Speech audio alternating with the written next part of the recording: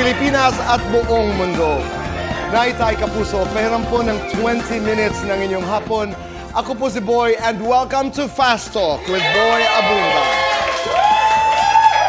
Sa lahat ng mga kaibigan natin sa Facebook at YouTube, sa lahat ng nakikinig po sa DZWB, welcome to the program.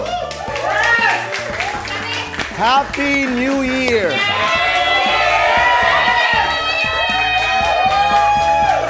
At sa lahat po ng nagdiriwang ng kanilang kaarawan, happy birthday.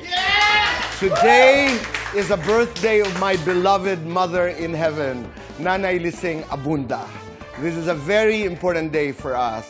At starting today, available na rin worldwide ang ating daily episodes sa Spotify and Apple Podcasts. Just follow us on these streaming platforms para lagi po kayong updated. Maraming salamat, Naitay Kapuso.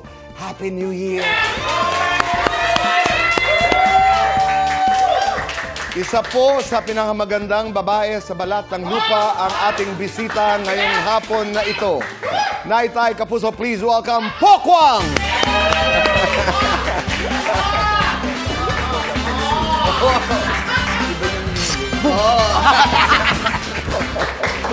Happy New Year! Happy New Year! Please. Hindi ka lang, Tito Boy, puro tayo. Maraming salamat. Ganda, ganda na Diba? set.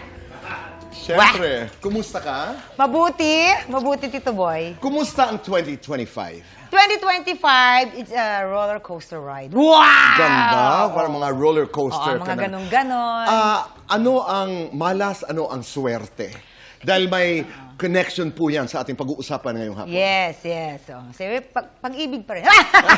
wala pa rin nakinabang. Okay. Yan. Pero sa negosyo, in fairness, ang aking negosyo. In fairness, Talaga? Tito Boy, beautiful problem yung aking negosyo. Kasi wala na po ako maitinda kasi nasa-sold out agad. So, and of course, isa ka sa mga dahilan kung bakit naman nasa-sold out. Grabe ka, Tito Boy, sa suporta. Maraming salamat, Tito Boy. Maraming salamat. Grabe siya! Noong nakaraang Pasko po, ang mga regalo ko po sa lahat ng aking kapitbahay ay courtesy of... 2 taon mo nang Poki. ginagawa yan. Yes. So, ang negosyo, okay. Opo, negosyo okay. Ang pag-ibig, walang nakinabang. Wala? Ayan. pero ikaw talaga, hanggat maaari, ang sinasabi mo, ayoko nang magmahal uli. Hindi, Tito Boy. Ako, dati lagi kong sinasabi yan. Oo nga eh. Ayoko na magmahal. Pero sabi ko, parang ang unfair naman, di ba? Hayaan na lang natin. So sabi ko, God, bahala ka na.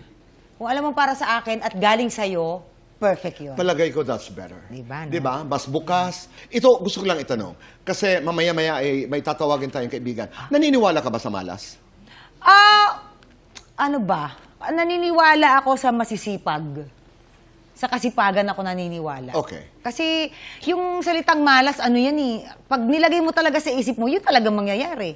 Diba? Isipin mo lang, laban. Laging may paraan, laging may daan. Okay. Kumbaga. Ano ang ibig sabihin sa'yo ng swerte?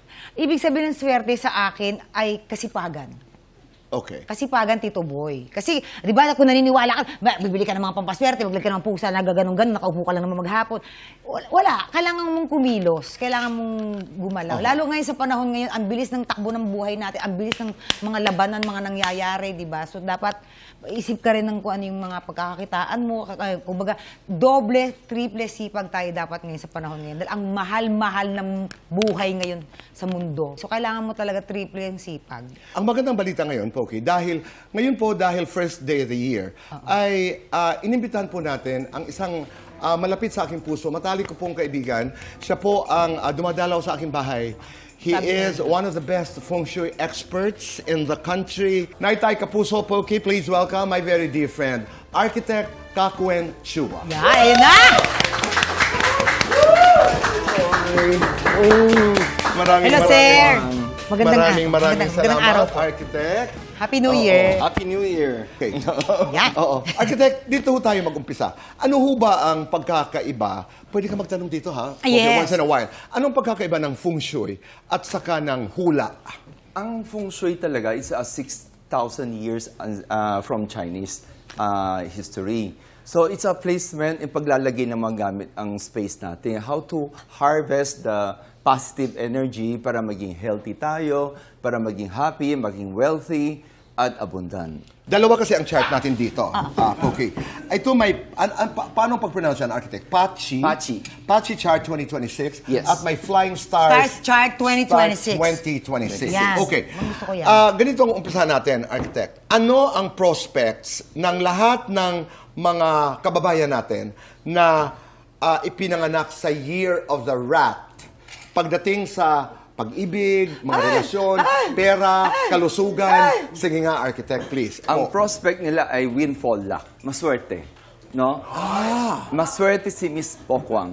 Oh, ganda naman. So many Year of the wealth Rat will nga, flow. swerte daw. So, windfall. Windfall luck Okay. ang classification sa mga Year of the Rat. Okay. Pero, doon tayo sa detalye. Kumusta siya sa pag-ibig? Ayun na nga. Magbabalik po. Ang pag-ibig medyo so-so lang. Okay. So-so. Pero at least yung kanilang windfall, ang swerte sa business ay tibang-tiba. Negosyo ito. Ang kalusugan. Nakaupo po sila against the horse. Every year, yung bawat zodiac, Year of the Horse, may kakontra. Unfortunately, ang kakontra ng horse is the rat. So, he has to stay safe. Medyo ingat lang sa kalusugan. Okay. Architect, yun po ang Year of the Year Rat. of the Rat. Punta tayo sa Year of the Ox. Alays ko yan. For people born under Year of the Ox, meron silang romance and literary star. So, romance, maswerte po sila sa pag-ibig. Ay, naku naman. And literary, maswerte po sila sa edukasyon. So, mga nag-aaral, they can harvest a lot of scholarship, Yun naman. lots of success. Ganda naman. Aral ng mabuti. Ang negosyo ng mga Year of the Ox. Year of the Ox, good pa rin. He's one of the best ang Ox this year. Bago natin pagpatuloy, ito naman, architect, ano itong Pachi Pachi chart? chart. Oo. Ang Pachi chart, lahat ng Feng Shui master, binibase ang kanilang prescription, ang kanilang interpretation through this chart handed by thousands of years ago. Okay. Oo. Yang fire, yin earth, yung mga ganon. Yang Yes. metal. As you could see, Kuya Boy, this year we have 3 fire. Oo nga, 3 no? young fire. And we have 2 woods. Okay. No? So this year is a year of extremes. Dahil sa sobrang daming apoy, Okay. so it's very combustible, we have to stay safe. We have to not act impulsively. Kailangan cool. Kailangan cool nag-iisip. tayo. Mag-isip Oo. tayo. Hindi pa dalos-dalos ang yan. desisyon. Yes, Totoo yan. opo. Okay. Oo. Dahil nga sa tatlo Apoy. ang ating 1, 2, apoy. 3. Oo. Tatlong apoy at 2 wood nagpapalakas sa apoy. And walang katiting na tubig, Kuya Boy. Okay. So, this year, 2026, Year of the Fire Horse, the luckiest color for us is water. Water blue. Ayun na nga. Water. blue. Water rat ako. Okay. Punta naman tayo. Tapos na tayo sa ox. Okay. Punta naman tayo sa Year of the Tiger. Year of the Tiger. Year of the Tiger shared the same luck with the ox kasi they fall Pareho. on this northeast. Okay. So, ang luck nila halos the same. Pareho. But, Okay. mas lamang konti ang tiger kasi nandun yung deity star. So, may goddess heaven na nakaprotect sa kanya. So, maswerte mga tiger this year sa 2026. Year of the Rabbit. Rabbit. Year of the Rabbit has the general star. So, maraming general star, ibig sabihin, magandang kanyang leadership. No? So, if your leadership is good, you harvest a lot of things of success. Okay. So, maswerte. At ang mga rabbit persons, surrounded sila by 2 auspicious star. So, they have to take advantage. Strike the iron while it's hot. Kilos ng kilos Kilos. para ma-harvest natin yung Magsipag success. lalo. Magsipag. Ayan. Ano yun, architect? Pagdating sa negosyo, pag-ibig, edukasyon, lahat. Lahat. Ang rabbit this year is super lucky. Galing. Kasi Correct. napalibutan siya ng mga lucky stars. Ikaw na, White Rabbit. Let's go to the Next. year of The dragon. The Dragon. Oo. This year, of all the 12 signs, 2 luckiest signs, one of them is dragon. Ayan, allied ko yan. Yes, alay ni Miss Pokwang.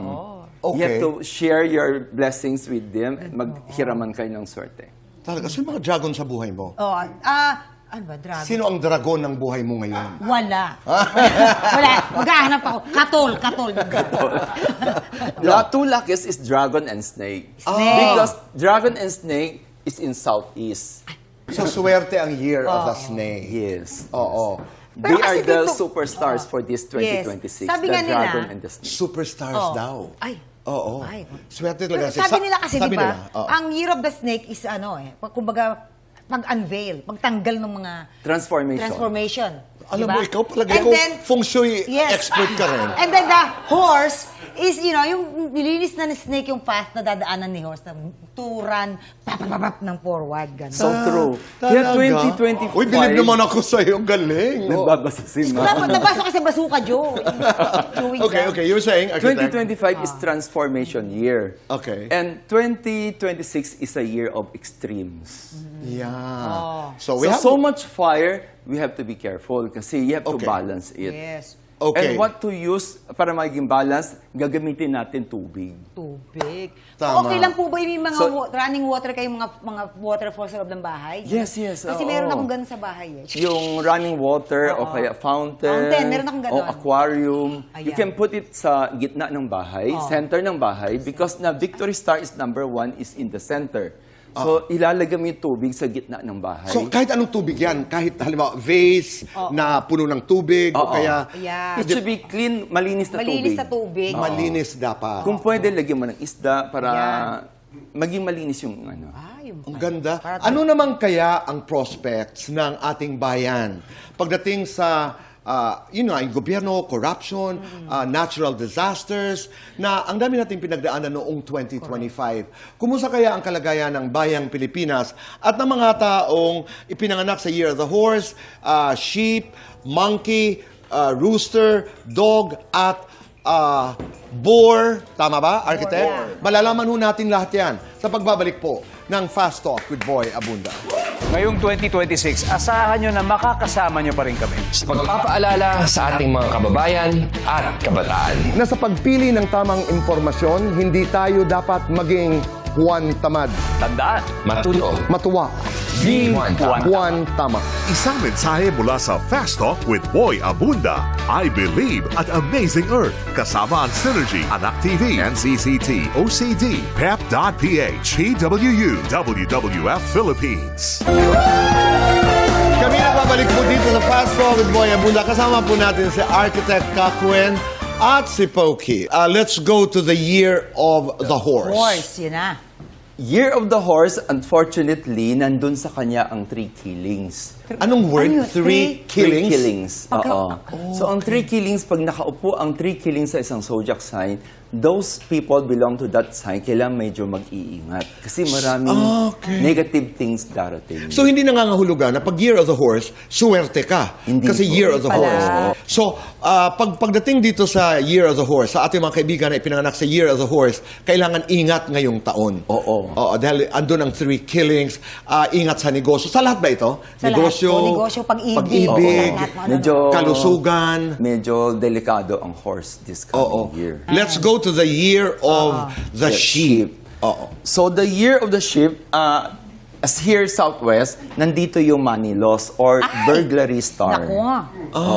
So, the sheep and the monkey has the same star. Naku. So, medyo hawig yung kanila. So, for the year ng sheep, at saka those people born on the year of sheep and monkey, they have to be careful sa burglary. Ay, may tanong po ako. Burglary, yung Burglary. pagnanakaw. May Halimbawa, tanong si Pokey.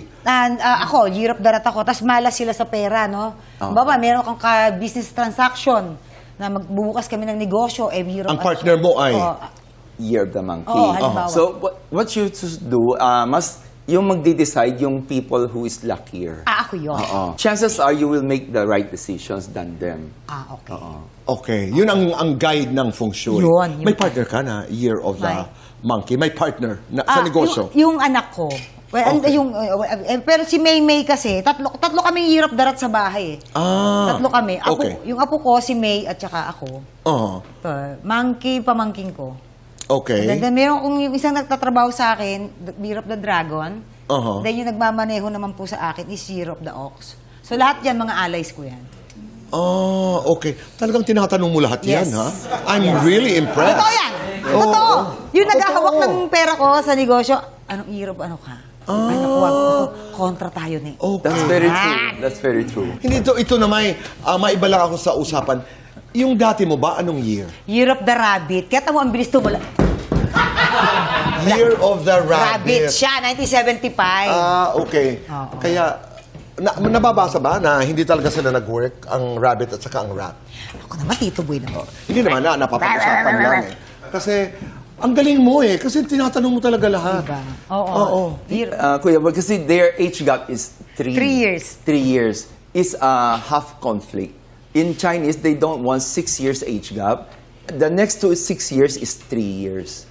Hindi compatible. kita mo, hindi maganda yung 3 years gap. Nagkaroon kami ng gap. Oo nga. Nagkaroon ng gap. Okay. So, hihinto na ako doon. Oo. Punta na tayo sa Year of the Sheep. Pareho yun. Year Monkey. of the Sheep. Oo. As isa pa, Kuya Boy, the Year of the Sheep, although may burglary star siya, meron din siya golden DT. So may heaven's luck din siya. So hindi ganun kasama. Nabalanse yung burglary. Nabalanse. So, kailangan mag-ingat ka talaga sa pera ngayong taon. Ingat sa mga scamming, gano'n. Huwag Naku, masyado Kasi may Ay, burglary, magtiwala. no? Opo. Scamming. Ano pa? Ano pa, architect? Huwag masyado magpahiram ng pera na baka hindi babalik sa Ano ba ang atin. technique, architect? Halimbawa, nanghihiram ng pera, ayaw mo magpahiram. Ano ba ang iyong advice? Nako. Oo. Hindi sabihin mo, nako, year of ano ka ba? Nako, malas daw magpautang at mangutang. Gagamitin mo yung Oo, chart. ganun, kagato, gagamitin. Kailangan meron kang gato sa bahay, di ba? Ang babasok, ay, pautang ka. Naku, alam mo ba, ayon sa ano. Gaganon ba? Bawal magpahiram. Nagawa mo na yan? Hindi pa naman. Pero maganda, no, na excuse. Ay, wag naman. Kasi ganito, ganyan. Oo, tama. Unahan mo na agad. Pero gagawin ko yung ginagawa Yan, mo yan. talaga. Unahan mo na agad. So, from the monkey, let's go to the Year of the Rooster naman. Ang Year of the Rooster, nandun sa kanya ang star number 3, which is quarrelsome star. Oh. Pag nandiyan ang quarrelsome star, usually may mga kaso, mga Okay. away, lawsuit, ganito. So medyo stay cool lang this year. Steady. Steady lang. Okay. Naku, hindi pala pwedeng paikot-ikot ang rooster ngayon. Pero ang sa kanyang success luck is very strong this coming 2026. This 2026. Success in terms of negosyo? Business. Negosyo. okay. Ang success luck niya is so strong. So, okay. Let's go to the Year of the Dog. People born under the Year of the Dog, also the year under Year of the Boar, masakitin this year. Okay. Yeah. So, take necessary rest, have enough sleep, eat properly. So, avoid Exercise. exercise. Oo. Ang ating bayan, ang pinagdaanan natin noong 2025 ay napakahirap. Natural calamities, bagyo, baha, tapos yung corruption issues, yung flood control, corruption. Ano ngayon ang feng shui ika nga ng ating bayan? As I said na kanina, the year 2026 is a year of extreme. So extremely good or extremely bad, it will depends on those people who is running the country. So we have to be responsible sa ating mga action, and we as citizenry should take action into this. Yung responsibilidad nila sa ating bayan. Dapat gawin nila. Oo. Para ma-eradicate itong systematic corruption. Okay. But if you look at this chart, this flying star, the Philippines is seated at Southeast Asia. And when you look at this chart, Southeast has the number 9. Number 9. Okay. So ang Pilipinas, sakop ng Southeast, so we are sakop din ng number 9. So maganda. So we are looking at the positive ending. Ay, naku. So magiging happy ending as we expect. In the year sana. 2026. In the year Mahirap ang 2026. pagdadaanan, umpisa hanggang gitna ng taon. Yeah. But the end of the year, we will be okay as a country. Yeah. Because we are seated at number 9 Yes. here. Yung mga natural calamities, ano ang sinasabi ng chart? When you have this kind of chart na puro fire, Fire. and you have 3 pillars of yang, only one yin, it's very combustible. So, yung mga like volcano, mga pagsabog, mga gulo, rally, marami yan. Yun. Okay, so That's why dapat they mag-iingat. consider it as a year of extremes. Yes, klaro yan. Again, year of extremes, pwedeng extremely good, Good. or extremely bad. Pero nasa gitna pa rin yan, architect, ang sinasabi natin parate, Nasa kailangan tao may daw. dasal. May dasal. Oo, kailangan ang dasal. Ano ang dasal mo? Para sa iyo, para sa bayan? What is your prayer? Para sa akin, more success and naway dagdagan pa yung sipag ko sa paghahanap buhay. And para sa bayan, sana magkaroon tayo ng katarungan sa mga nangyayari. Especially yung mga tao na naging biktima po ng mga kalamidad, no? Dahil sa kapabayaan ng ilang mga opisyal. Sana po mabigyan sila ng katarungan. Yun, and siyempre, gusto ko rin na maayos na to, yung mga nangyayaring ito sa lahat, sa paligid natin. At maligtas tayong lahat sa anumang po mga sakuna. Itong feng shui ay hindi naman ito Biblia ng ika nga ng isang relihiyon. Guide, ang Guide. sinasabi mo parate. It's a guide. Yeah. Oo. Ay, hindi rin tayo namimilit. You always tell me this na maniwala tayo or what, may hindi ka lang nabasa. Alin doon? Basta. Di ba? Pero, Pero, may pangontra. yes. Tingnan mo naman. Iniwan ko ng 2025 yun. Hindi lang. Anong nangyari in the end? Pa! Sino ang panalo? Aketch. Architect, maraming salamat. Okay, maraming Thank you, Tito salamat. Boy. Mabuhay ka. Mabuhay kayong lahat. Mabuhay po tayong lahat. Happy New Year! Parang hindi namin naririnig 2026. Nay, Tay, Kapuso, maraming salamat po sa inyong pagpapatuloy sa amin, sa inyong mga tahanan, at sa inyong mga puso araw-araw. Goodbye for now. God bless. Happy New Year.